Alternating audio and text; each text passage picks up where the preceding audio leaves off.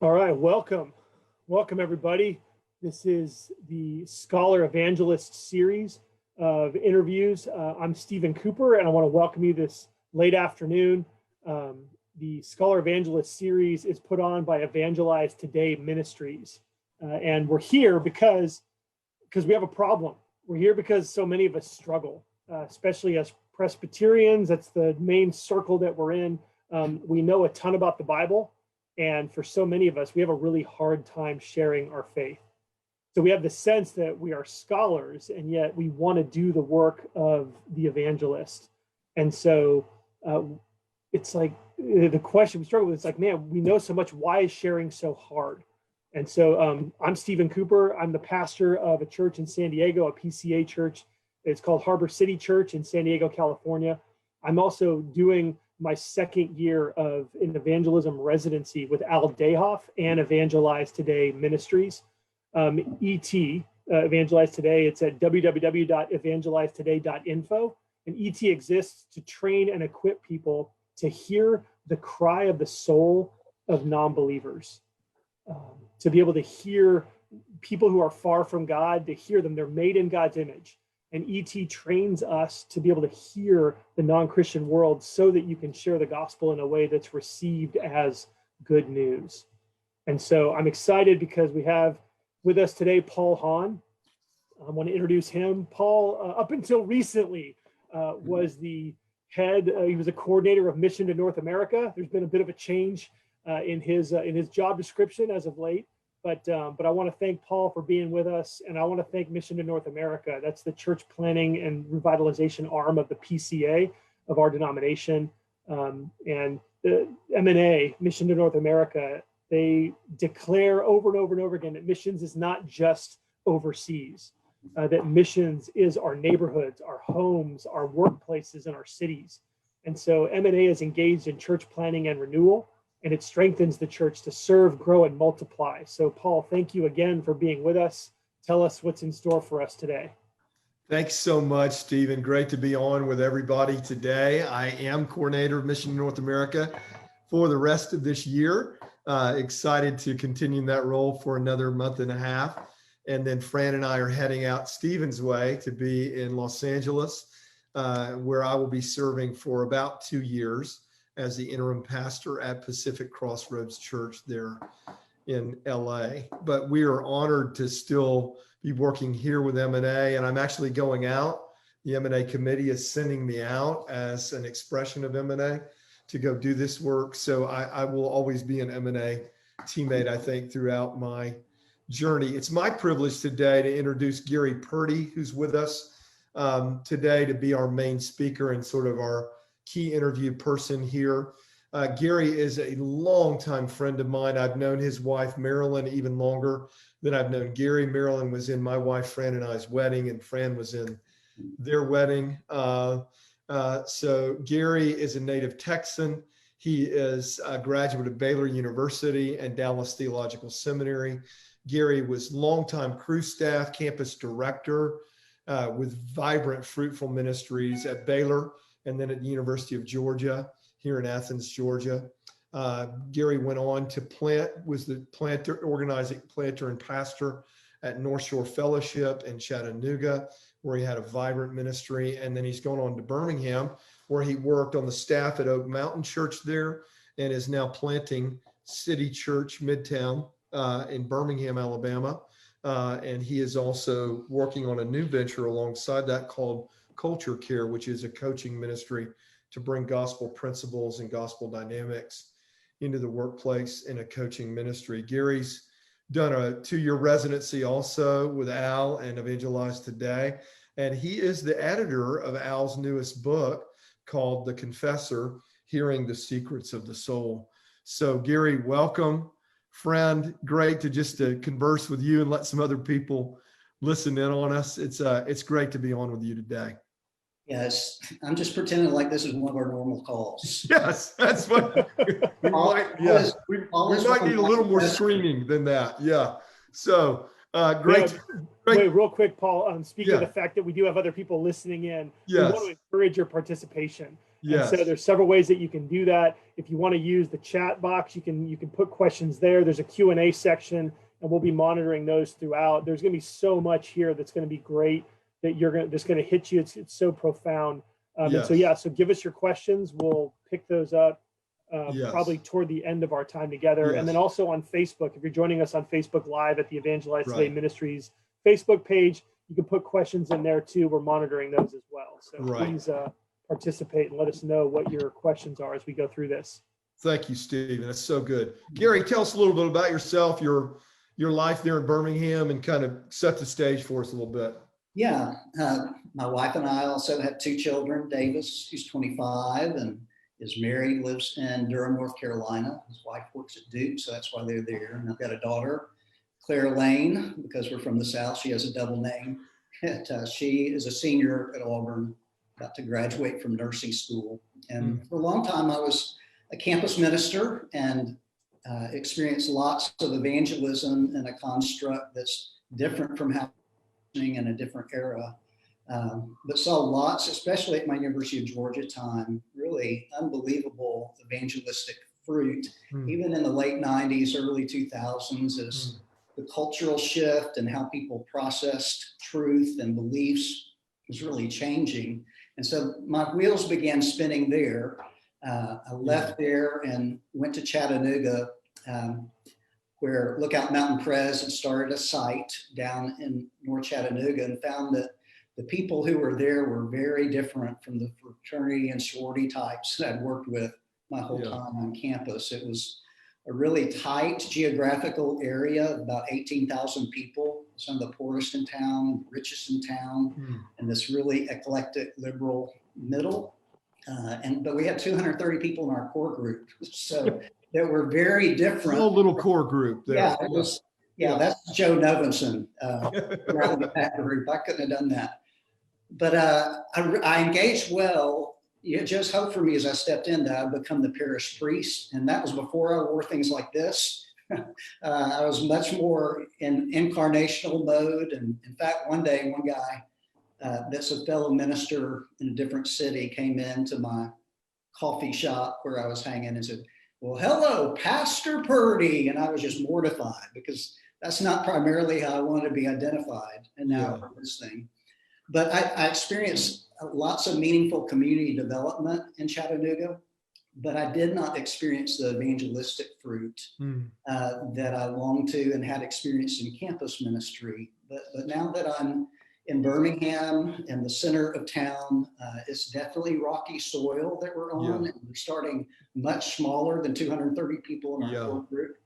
But I'm having an opportunity to be both involved in community development kind of activities, but also and faithful as I was previously to the call as an evangelist, to really minister the gospel to people who don't yet believe the gospel.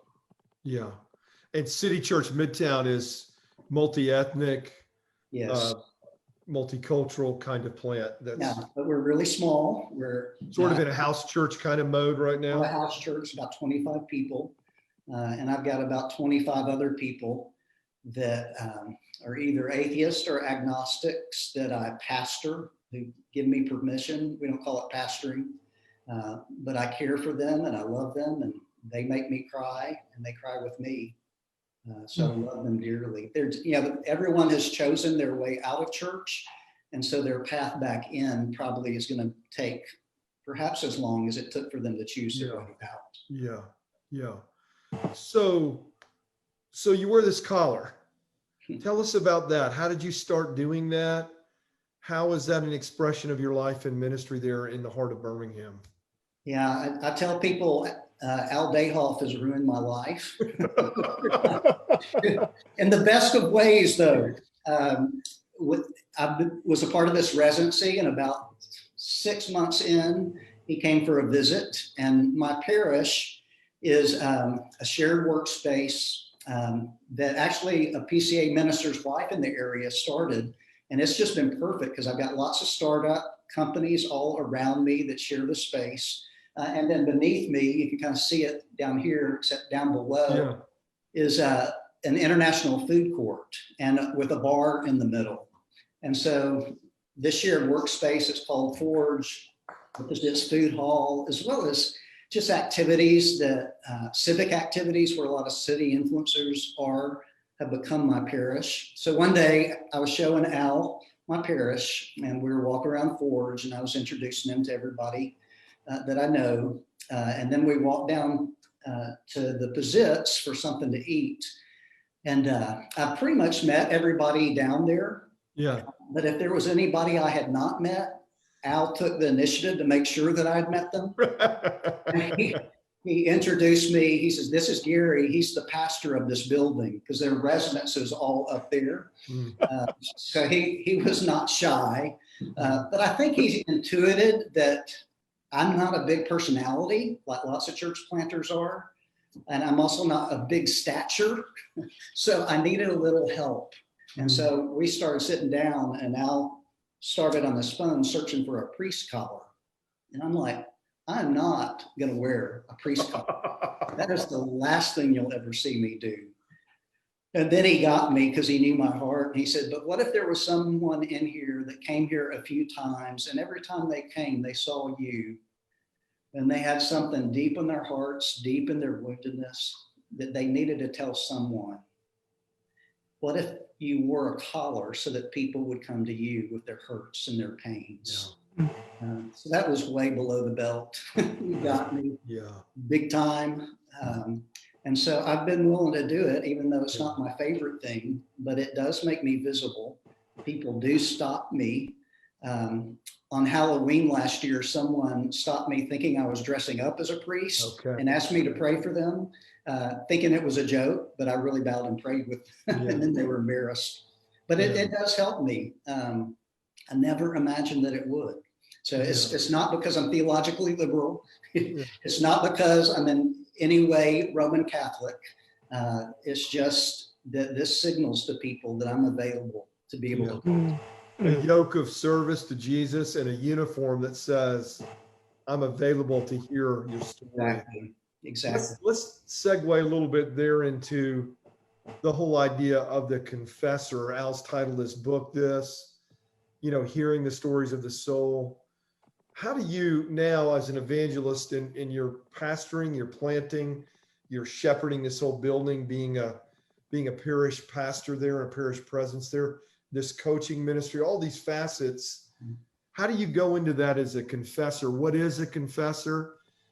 How can all of us do that, whether we're an ordained ministry or whether we're a member of a church? Yeah. I first thought of it just as asking questions and listening. And that is at its heart what it is. I grew up with a mama who was deeply scarred by shame, but her redeemed self would ask questions about people. And when you were with her, you felt like you were the only person on the planet. Wow. She never felt like she was much of anything, but she made other people feel like royalty when she was with them. So I learned from her how to love through asking questions. That deeply connects with me. And so I've always been about that. Many times I've been that way with people inside the church, but I'm learning to practice that with people outside the church. It's just as powerful and meaningful. So a confessor is just someone who slows down and doesn't have a big agenda except to love the other, who asks questions and listens and waits and let people choose when they're ready to share secrets of their soul. So there's a magic that happens when you, as an image bearer and follower of Christ, get to interact with someone else, whether they're a follower of Christ or not, based on their dignity, power, and glory as an image bearer, that is magical and mystical and sweet. And so I'm finding that questions really help me dive into how God designed people, and then eventually into their fallenness and how they're wounded. And that's when people start telling me their secrets. So I think a confessor is someone who practices confession with others and creates space in his soul, his or her soul, to hear and absorb the secrets of others, and leans in and doesn't flinch and doesn't run away. Yeah. I'm going to come to Stephen in a moment here, what he's hearing. When I hear that, I think immediately of a book that had such an impact on me, 15 some years ago when I read it. Was Donald Miller's Blue Like Jazz. And he tells a story on Reed College campus of them, the Christians there, setting up that confessional booth, not so much to let people tell their stories first, but for them first to confess their sins as Christians toward others, them being broken and open, which opened the floodgates for others to share with them. So is that an important part of this too? You're expressing your own absolutely struggles and journey and need for Christ's grace as you, Yeah. In Chattanooga, I was so moved by that example that I tweaked it a little bit, but there was a annual fair that happened with the local school. And so we had an advice booth, if you remember the Lucy booth back from the Peanuts, but we weren't giving advice. We were asking for advice on how we could be church for North Chattanooga.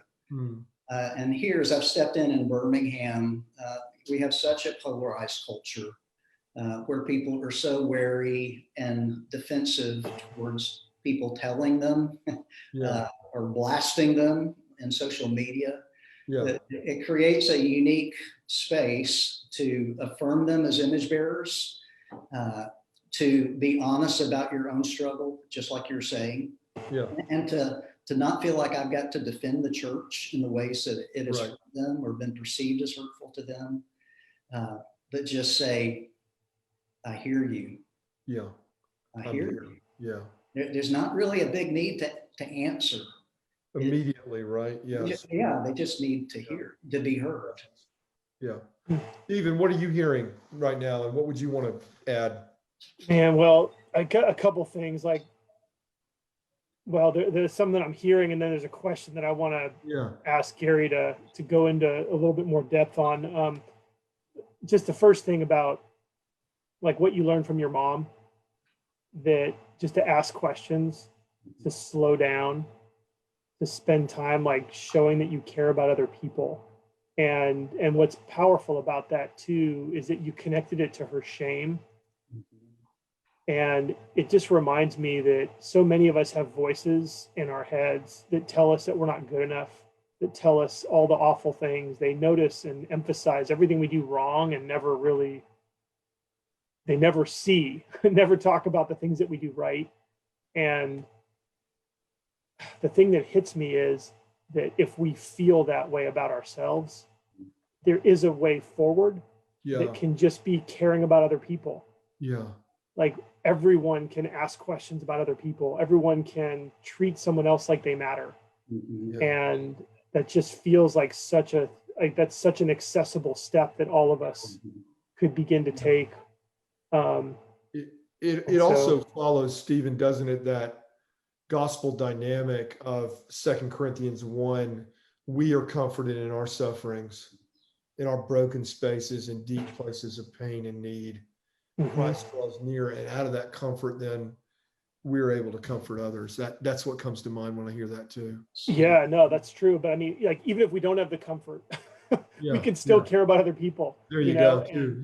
That even when we're empty, we can still just ask. While you're waiting for comfort, you can still. And then, but Gary, there was a question that hit me, was that you talked about the dignity, the power, and the glory of others. How is it that seeing the best in other people produces them actually talking about the worst of who they are or the struggles? How do those things, it would seem like if you're focusing on how good they are, they wouldn't, help me unravel that for me.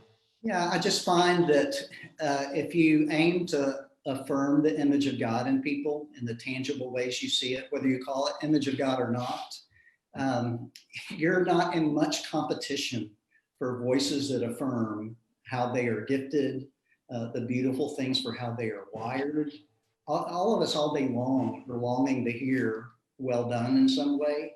And so to be the voice that offers well done, to wear this and care about people's businesses is surprising to some. They don't understand why someone who wears this would care. But I think the safety of knowing their admired, adored, and affirmed, then opens up people to feel safe enough to share about what's not so beautiful, what is wounding, and what's hard. As well as where when I share my own woundedness, it creates an environment that offers safety for that as well. Yeah, that's really good.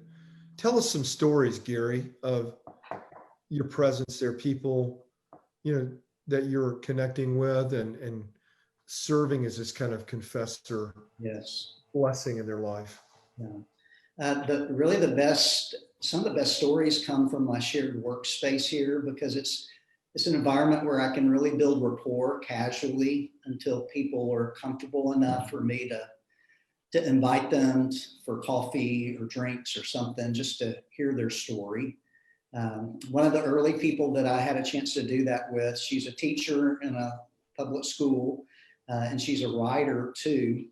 And so as I was getting to know her one summer when she was officing here, I did one of our 5-question surveys after I got to hear a little bit of her story, and just began to ask her some basic questions about her beliefs. And in the course of the conversation, I found out that she had grown up in the church, which is mostly what I find here in Birmingham. When she had gone to college at University of Alabama, she hit some intellectual snags. And then she really found herself moving towards feminism and rebelling against some of the cultural restraints that have existed towards women. But then she said, somewhere in the midst of me asking her question, she says, no, deep down, I feel a little bit guilty that I've rejected the faith that my parents grew me up, nurtured in me belief around. And so just her being able to say that, and me not running away from it, being present in it and understanding, gave her just enough space that over the past couple of years, she has, whether returned to her faith or believed for the very first time, she's returned to the gospel, believing the gospel, and is involved in a church. So that's one beautiful story. I have another friend that I also met here. When I first met him, we were at a city planning event, and just introduced myself to him. My wife was with me. When I asked what he did, he asked what I did. I wasn't wearing this at the time. And when he found out I was a pastor, he kind of stiffened up, but he wanted to diagnose me. So when he asked what denomination that I was, that was not a positive association for him. And so I said goodbye. Thought that would be the last time I'd see him. The next day, I walked into Forge, my shared workspace, and there this guy was. And I said, Trey, we just met last night. It's so good to see you. And later he told me he was not at all excited about me showing up in our shared workspace. I was the last person he ever wanted to see show up. But we had opportunity just to get to know each other. And I heard his story one day where he told me that he had grown up in the Assembly of God church here in Alabama, but he had always wrestled with same-sex attraction. And so to combat it, he just grew more and more religious. In fact, after he graduated from college, he went on a Mexico mission trip for an entire year. He returned, came back and married someone that was in his church. They had a child. But at one point, he just couldn't live that lifestyle, according to him, any longer. And so he told his pastor that he was gay and that he was going to pursue that lifestyle. And he said to me, my pastor in that moment pushed away from the table in disgust. And he said, I've never been able to get over that picture. And he experienced similar interactions with his family. And as we continued in a relationship and I began to ask him about where he was in his beliefs, there's much about his beliefs that still has friendliness towards the gospel, but not quite all the way there, perhaps. But I just thought, boy, it would be a great thing to invite him into a small group that I do here at Ford's with some other believers. And so we were going to do Gospel Christianity, a Tim Keller study. And so he asked me about what it was. And I told him it's Tim Keller. He immediately Googles Tim Keller and found out he was not in a position on the subject of homosexuality that he was. And so he emailed me back, he didn't want to have anything to do with me or that Bible study. Yeah. And so when I got that email, I knew I couldn't respond with an email. I had to go find him. And so I did. And I walked up to him and I put my arm around him and I said, Trey, I have hurt you. I'm so sorry. And I began to tear up and he began to tear up. And he said, it's okay. And I hugged him again. I said, I'm so sorry. Well, I left that day not knowing if I'd done the right thing, but that was a Friday. On Saturday, I get a call from a number I don't recognize. And I listen to it on voicemail. It's Trey. And he's telling me, Gary, I need to talk to you today. And I thought, oh no, what have I done? I've offended him worse. Was it wrong? I told him that I loved him. Should I not have said that? Was it weird for me to put my arm around him? And I just didn't know. And so we arranged a time to get together later that day, and we met at a coffee shop. And he said, today I was reading in my Stoic Bible, and it helped me realize that you're the first minister or believer in Jesus that has ever said he was sorry to me for anything. Mm-hmm. And I began to weep that was his experience. Yeah. And he began to weep. And in that, the Lord knit our hearts together.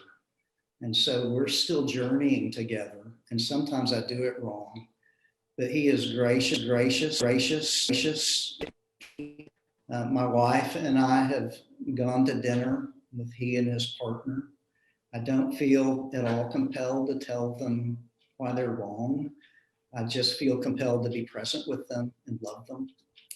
So I'm finding that being a confessor helps me transcend barriers that is much harder to cross otherwise. There's another woman from my shared workspace who's just so gifted in many ways. But when I first got together to hear her story and then her beliefs, she wanted me to know, because of my beliefs, that she was very abortion pro-choice, and that she had in fact worked as an abortionist for a long period of time. And she just wanted to test me. She also told me she was former Catholic, now an agnostic, but she just wanted to know if I was going to be okay with that. And I've been okay with that. I pray for something different for her, but it doesn't affect how I relate to her. And the Lord's just opened up door after door for she and I. We're the world's most unlikely friends, but I love her dearly, and she makes me cry. And she sends me texts when she has to have surgery or faces something major. And she right now she is helping me think through my funding ask for culture care. She and I, with a rap artist in town, have lots of rap artist friends, if you can imagine that. We went to see Greg Thompson's Union, the musical, together on a road trip, and dream about bringing it to Birmingham someday. And perhaps the local artist in Birmingham might write something like Union to tell the Birmingham civil rights story. So over and over again, I could keep going, but I won't. Those are just three stories. Those are amazing. We're getting some good questions coming in. We're going to hit those in a minute here, but I want to just maybe let you talk for a moment, Gary, about how has, so you started out with Crew. That was very formative for you, and very different kind of evangelism in that space in their ministry than what you're talking about now. How have you changed in your evangelistic approach, and how is it shifting more to the moment of where we are, and What are you learning about those changes? Talk to us about that. Yeah, it's something I mentioned earlier in my University of Georgia experience in the late 90s, early 2000s, is when everybody was talking about postmodernism then. Yeah. And it was like the evil stepmother or something. But I found the most significant thing was it changed how people process truths. It became less strictly logical and linear and more circular and much more of a process. Yeah. And so as I began to make space in my campus ministry years at University of Georgia, it was hardly ever a prescribed means of evangelism. It was almost always a relationship with someone that did unfold the gospel to them in time. It was a community of some kind. We were deeply involved in the Greek system at Georgia, and so had groups based in those houses. But it was also our worship gathering. And every time we would ask how someone came to faith, and we really literally saw hundreds of students come to faith in Jesus. Yeah. It just began to slow in me the process down to allow them to help govern the pace and to realize that all those things, sometimes the best way for someone to come to faith was to assimilate into the body of Christ before they believed. And when I went to Chattanooga, like I said, I saw so much develop in terms of community development. And I knew that I was in a good place when a Jewish man in my workout group, whose wife was the principal of the school, said one day, he said, "Gary, if I were a Christian, I'd come to your church." I'm like, what? Yeah. He says, because you're not about your own church, you're about this neighborhood. Mm-hmm. And we need more churches like that. Yeah. So I've taken that same mindset to rub shoulders with other image bearers who really care about the city. And oftentimes that's not people in the church. So in Chattanooga, I was friends with all the political liberals, and that's continued to be the case in many ways here. But I'm allowing people to be where they are and move at the pace with which they're comfortable. And it's not just now because of how they process truth. Now it's because how polarized we are. Yeah. And how distasteful, particularly the white evangelical church is in many people's experience. Okay, I'm going to ask you one more thing, and then I'm tossing it to Stephen for his thoughts. This is a question we're getting now. David writes in, and we get this, it seems, so often when we talk about these kind of shifts in evangelism.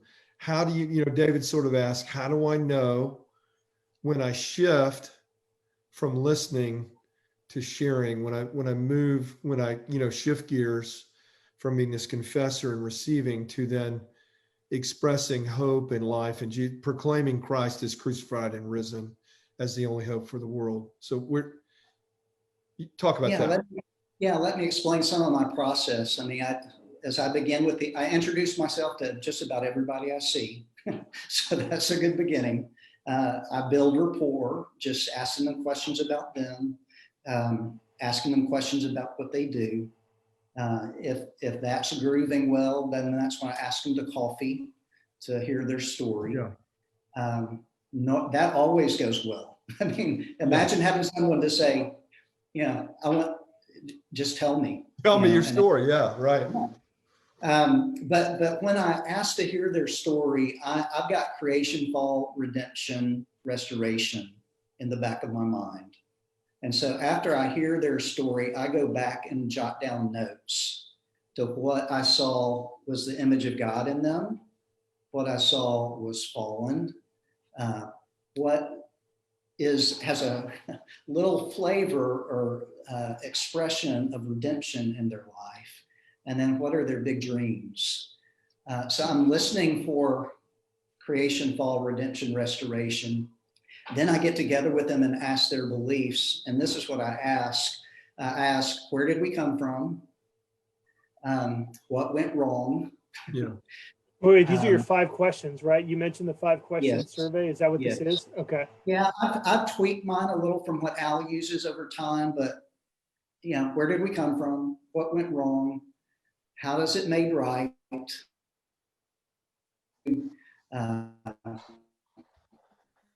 Okay, you froze up. If Bad you could time to write freeze up. the end of our story, how would it Okay, go? do them again. Do them again, Gary. Yeah, where did we come from? What went wrong? How is it made right? And then I ask, if you could write the rest of the story, how would it go? Mm.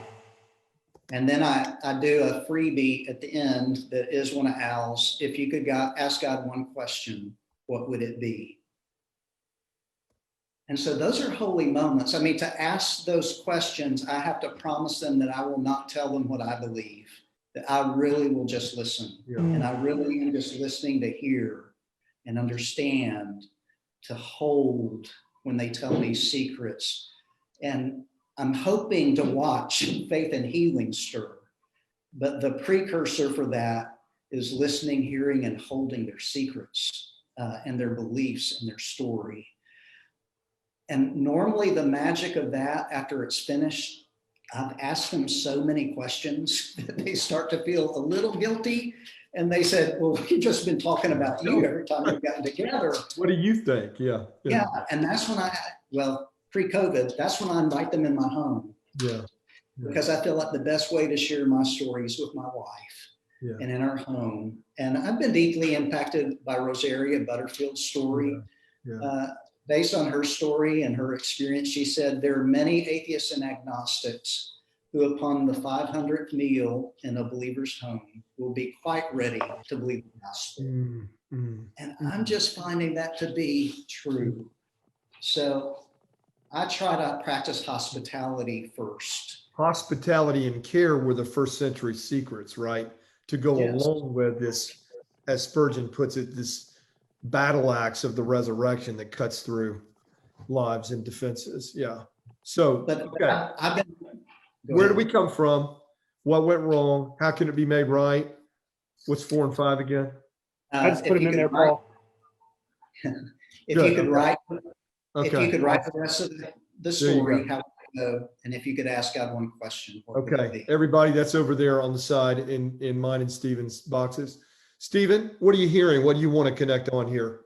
Yeah, the thing that's coming to me is that in our circles, we make such a big deal about the gospel. We make such a big deal about justification by faith and the blessings of adoption. And we fight tenaciously for the truth of these doctrines that come from Scripture.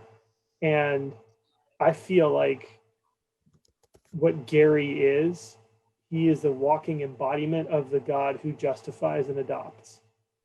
And what's striking to me is that it's one thing to be able to articulate doctrinal belief and theological truth. It's another thing to be a person that can give someone else the experience that God might actually feel this way about them. And I'm struck, and I feel like these conversations that Gary has are because Gary really cares about people and sees them the way that God does. Like, God is a God who wants to justify, he wants to adopt. And it's stretching me, like, to listen to him tell these stories, to listen to him talk about this. Yeah. That I just think that he can give people the experience of what a God would be like to talk to, who's willing to justify you by faith. Yeah. And it is a holy moment. Yeah. That's beautiful. Gary, talk to us about, your editing this book, and how did you get sort of roped into that by Al, and what has that brought to you? And share that with us a little bit. Yeah. Well, my whole residency with Al was one of the most profound experiences of my life, because Al has this unique ability to shepherd your heart and go to your most wounded place, because he genuinely cares, but he also knows, we were kind of talking about this before, there's a genius in your wound that has superpowers. others. And so that enables him to shepherd my woundedness and care deeply, but also call me out of it. Stephen mentioned the shame. So I move out of my shame when I lose my self-absorption. And for me, the best way to lose my self-absorption is asking questions about somebody else because I get wrapped up in their story instead of getting inside my head on mine. So that whole process has been so profound for me. I found myself being a confessor even as Al was becoming my confessor. And I think that's why I could make the next step in the journey. Editing the book was just allowed all those experiences to go deeper. And the book carries a bunch of different images about what is a confessor. Like one that's real interesting is music and songsters and songwriters write confessions. There are prophets in many ways expressing our deepest desires and our deepest wounds.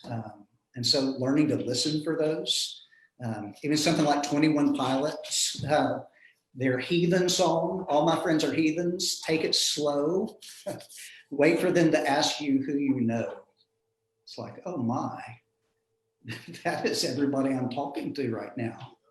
You know, those guys actually come from a very conservative Christian background, and they're stepping into the reality of what people outside the church are experiencing. So just the opportunity to dig in and allow some of my experience to flow deeper through hearing stories again and trying to express them in ways that would help us connect, as well as hearing stories that I didn't know that made me cry like crazy. Yeah. When I hear that, I know it's not a direct one-to-one correspondence. I immediately am sort of drawn to the parable of the Good Samaritan, where the religious people have to hurry on past the priest and Levite to go do religious things. And that's how I function so often. I'm in such a rush that I have to do the next religious activity, even if it is trying to evangelize this person, that I don't have time to stop and really engage their woundedness, really deal with where they are. If it can't be a drive-by, so to speak, then I don't have time for it. And I think that's just so messed up. So, you know. There's a great opening illustration in the introduction of Al's book that draws a comparison to Rip Van Winkle. If you remember that story, he goes out into the woods and he hears something going on, and someone offers him spirits, and he falls asleep for 20 years. And he wakes up, and the Revolutionary War has happened. His whole, most of his friends have passed away. And he had to enter into a world that he had not known and adjust to a political and cultural climate that had drastically changed. And Al's point, after being inside the church for 25 years, is he felt like he had fallen asleep and missed some things in culture that happened while he had been completely confined largely to inside the church. And so as we step out of our church structures into the world of those who are unchurched or de-churched, we've got lots of catching up to do and learning to do, because many of us have sequestered ourselves with people who agree with us.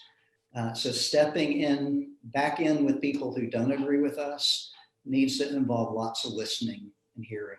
Yeah. That's really good. Some more good questions here. So Gary, Joe writes in, he's saying, Gary, you've talked several times about being brought to tears and weeping with people, or as you're processing it later. He just sort of says, can you unpack that some more? And how do you engage people in those moments of tears with them or for them? And what's inside of that, and how do you go forward in that? Yeah, just one example recently comes to mind. I've got the Lord has given me, like I said earlier, some beautifully rich relationships with African-American sisters and brothers. I've got some of my best friends are rap artists. And as I hear their story, We've even developed this event called Take the Mic, where we listen to 3 of their works, and we all have the lyrics in front of us to ask questions and hear background of their story. One of the rap artists has a song called Simone Grace, and it's his niece and his wife's niece. And he's speaking into them about the beauty of what it is that they possess as young Black women in a culture that honors white beauty, but often does not honor Black beauty.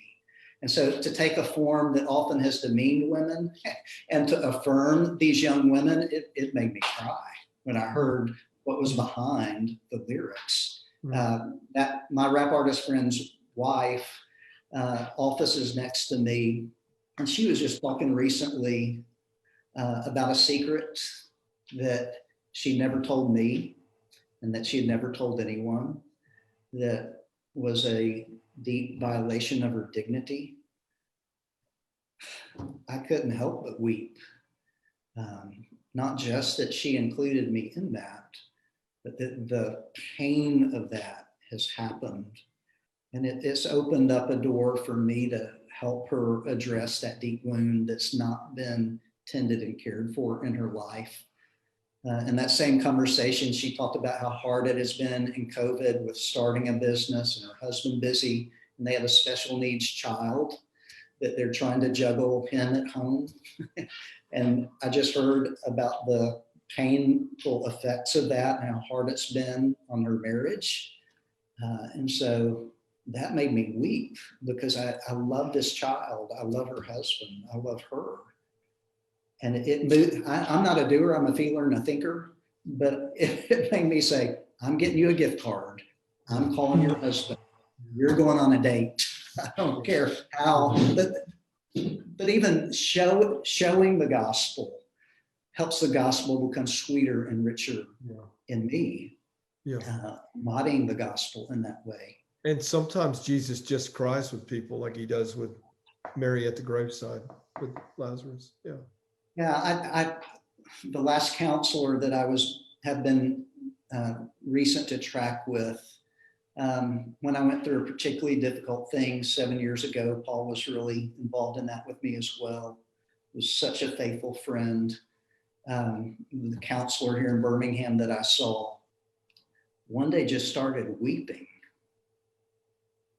And I've not had anybody do that. And it just made me feel for a second like I wasn't crazy. And what I experienced was really, really worth tears, not just my own, but someone else's. And so I've never gotten over that. The power of weeping helps people feel your grief like nothing I've ever done. Stephen, you want to take one of these questions, toss it out? There's a question from Jackie, and I think I know it's a sincere question.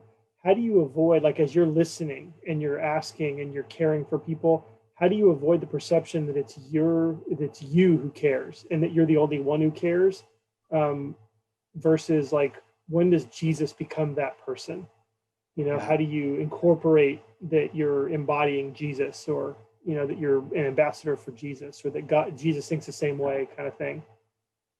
Yeah, that normally comes out as I unfold my story. So not only when they start asking me and I start having them in my home, friends in my home, and I unfold my story, I do it loosely, but I also am thinking creation, fall, redemption, restoration. And so I've listened to their story in light of that. I've asked them their beliefs in light of that. I've eventually unfolded my story in light of that. And then all of a sudden here's what happens after that. They want to hear the gospel and I want to tell them. They want to hear it and I want to tell them. It just happens. And I take my time.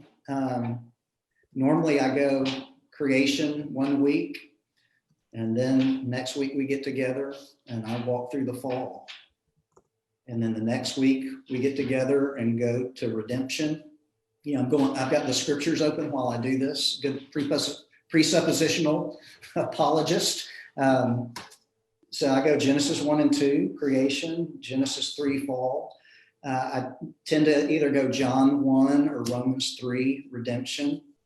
And then the fourth time I get together, we look at Revelation 21 and 22. And by then it's just so stinking romantic, the beauty of the gospel, particularly compared to the narratives and storylines they are believing. It is palpable. I mean, the most common storyline I'm hearing among secularized people today is the world came to be because of nothing. There's no explanation or primary cause. What went wrong? People started exerting power over one another. How will it be made right? I'm not making this up. Through investing in artificial intelligence so that we can make space travel affordable. Because one day we will destroy this planet either for environmental reasons or through war. And so we must colonize Mars. Now here's what's interesting. That's Jeffrey Bezos. That's Elon Musk. I don't know if we've ever been in a place where industry leaders are setting the thought culture and philosophy more than now. But people are banking there. And so a story of creation, fall, redemption, restoration centered in Jesus is such a more romantic, compelling story. So the more I hear these counter narratives, the more confident I am in sharing the biblical narrative. That's amazing.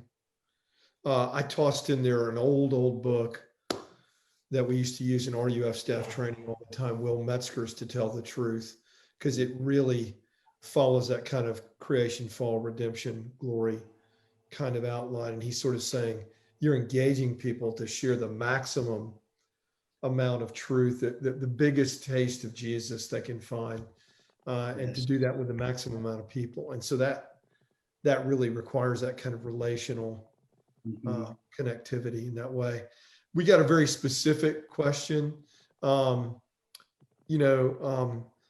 if I want to try to start wearing a collar? What would you recommend? What are some of the challenges with that? Where do you start with that?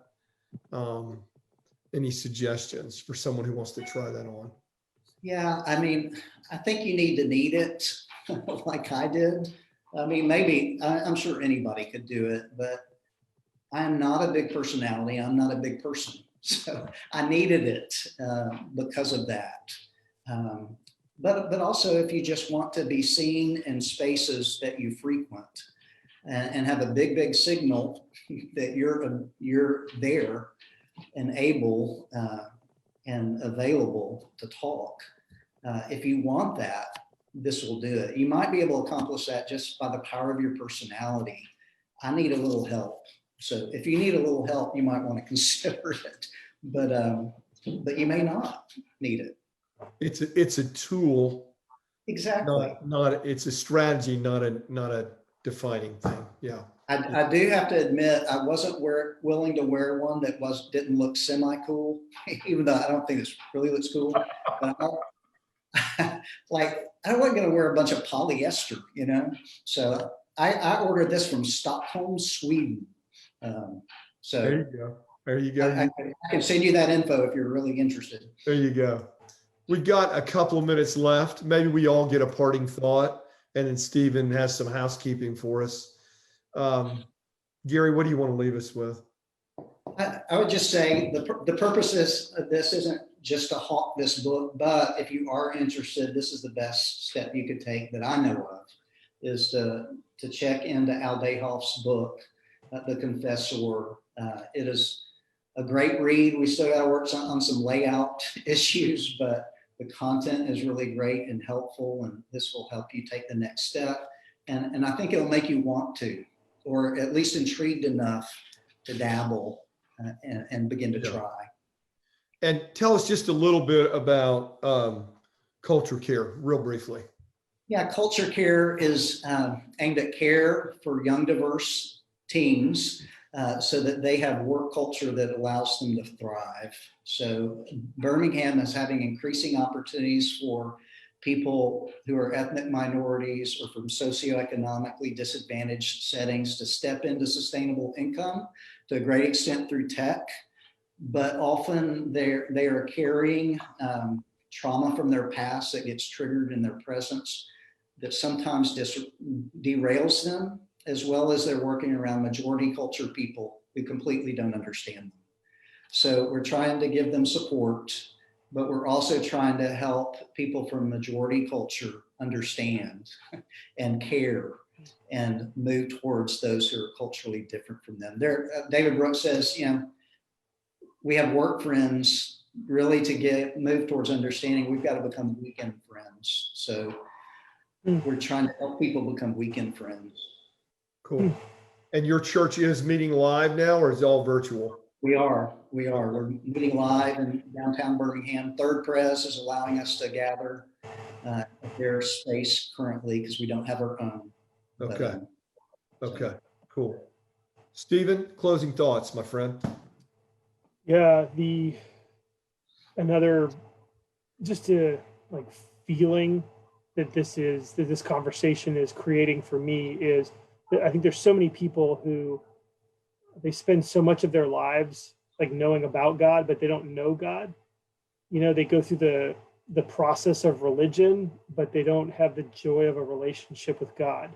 And when that transition happens, when the gospel takes root, when you find out that God loves you and he likes you, that he's for you, this unimaginable reality that God cares so much that he came in Jesus, right? That transforms everything. And it creates this relationship where you're not mechanically going through like the motions, but you're dancing in a relationship with God. I think that's the experience of a lot of Christians, who've come to understand that this is a relationship with God.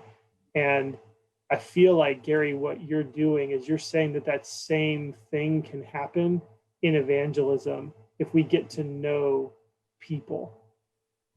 That when we actually commit to knowing people, who they are and what their story is, then it moves from just having some canned presentation of the gospel and we get a chance to sit and dance, to weep, to be joy-filled with them in their stories. And I just think that for so many of us, we need to make that transition, that we know we're supposed to share our faith. We know we're supposed to evangelize. We know we're supposed to be friends with non-Christians. And yet it feels like it's just awkward, I think, for so many of us, because I don't think we've really committed to love people, and you're inviting us into knowing them. And that I think as you know people, you learn to love them.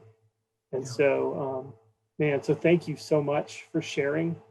Thank God for who you are and what he's made you to be, and that you could share some of that so that we could become more like Jesus in the way that you're like Jesus. Yeah, so good. Yeah, I think my parting thought as we go out the door here is when we have relationships that are deep and real and authentic, in which we are sharing who we really are and creating space to allow others to share who they really are. And Christ is at the center of that for us and at the forefront of our stepping toward them. God is going to be at work in that, and God is going to rescue souls and renew lives and change the fabric of the culture. There is living hope inside of that, and it is going to bring change, and the glory of God is going to move forward, and the gates of hell are not going to stand against that. So I take great. So, yep. Take us out, Stephen. What do we need to know? All right, yeah. So, Gary, thank you. Paul, thank you too. Thank you for being with us. Thanks to Mission to North America for being a sponsor of these events with Evangelize Today. If you want to know more about Evangelize Today Ministries, you can go to evangelizetoday.info. That website is chock full of great ways to go deeper on the topics we talked about today. If you want to get to know Al, his workshops and conferences that he does virtual now, everything's on Zoom, and there's so much that can profoundly impact you, can impact your church or your small group. If you want to engage with the ministry, please check out the website. If you're interested in doing a residency, I'm in my second year, Gary's in his second year. We're people that are learning from Al Dayhoff and the power of the relationship with him. You can go, again, there's a section for residency there on the website. We encourage you to check that out. And so this is the last Scholar Evangelist for 2020. So thank you for being with us. You can check out past events on our website as well. They'll link you to YouTube where all those past conversations are. And we will see you in the new year. But as we go, let me close this in prayer. Thank you. Father, thank you so much for being our God and for making your word become flesh in Jesus first and then in his people. Thank you for the chance to listen to Gary and what you've done in his life. We pray that you would expand our ministry of love to people around us, and that you would help us as we commit to others, as we commit to loving them and knowing them for who they are, that you would give us more of your eyes for the world. Jesus, you came to seek and to save that which was lost. And we want to be in that business along with you. And so use this conversation, use the book, the Confessor, and help us to grow in this. We pray in your name. Amen. Amen. All right, y'all. Well, thanks for joining us. Thanks, everyone. Great Yes. being with you today. Blessings.